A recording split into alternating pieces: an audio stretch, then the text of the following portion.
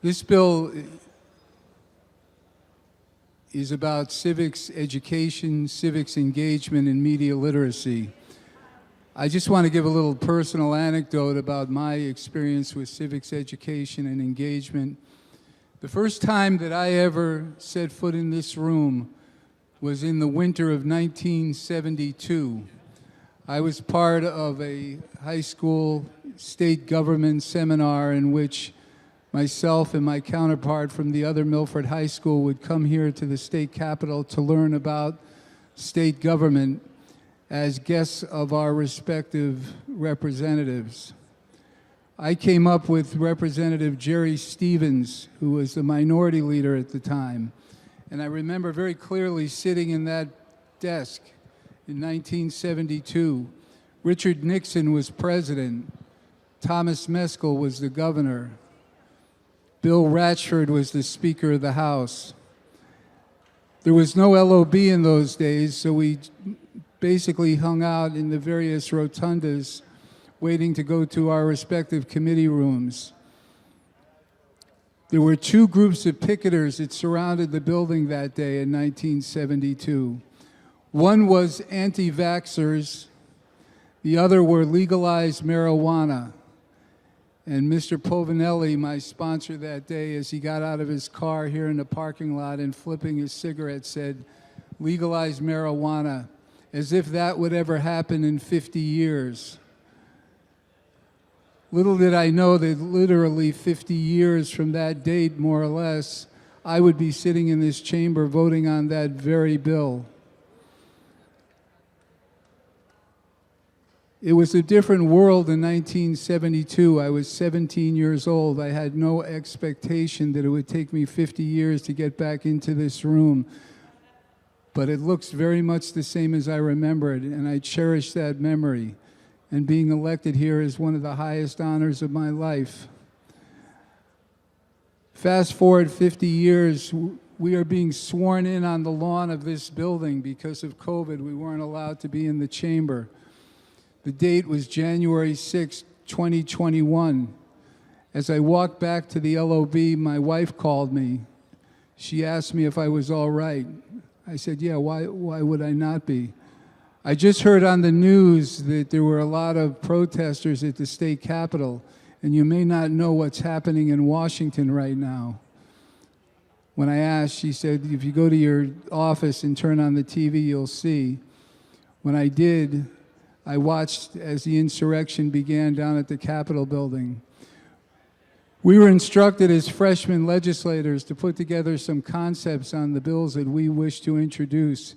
And the very first one that I could think of was perhaps this incident and these incidences in Washington might be a reflection of a loss of civic understanding and the obligations we have as a free people and as members of a free republic in understanding what our government does and showing the same type of respect and courtesy to people that don't agree with our beliefs or our particular position.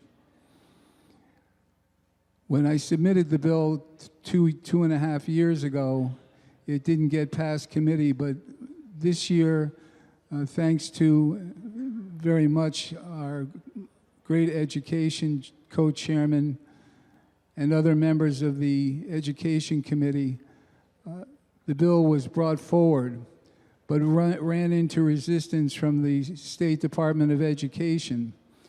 And it ran into problems with the State Department of Education because they were concerned that it was prescribed too much in the way of curriculum. As my colleague from Vernon mentioned, perhaps the political polarization and fragmenting of political beliefs and ideologies make it difficult to expand curriculum or graduation requirements for civics and government because it's too fraught with political editorialism, too much risk to make it a major subject the way science and technologies are, too subjective to not court strong opposition and claims of social injustices and bigotry and prejudice. We submitted new language which was fastidious in its avoidance of curriculum or mandates of any kind. And I think that's reflected in the language of this amendment. Yes, it mentions that we will review, advise, and recommend to the State Department, but the commissioner who we spoke with about this was concerned because SDE is working on their own curriculum, model curriculum, at no small expense. And we're concerned about duplicative work where we'd be coming to the same resources and the same expertise. We complied by softening that language. I also learned in our education committee that there was concerns about the composition of the task force. SD was, the original version had 28 members, but there was also a concern about ideological balance.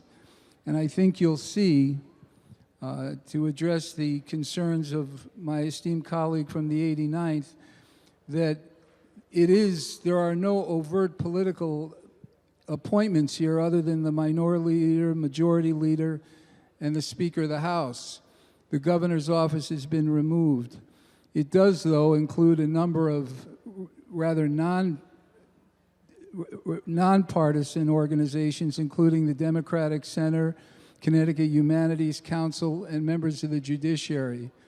We were very careful to make sure that this task force was balanced and ideologically neutral. It wouldn't work any other way, and I was very glad to see that the final version of this, I think, represented the most objective and the most nonpartisan approach that we could take.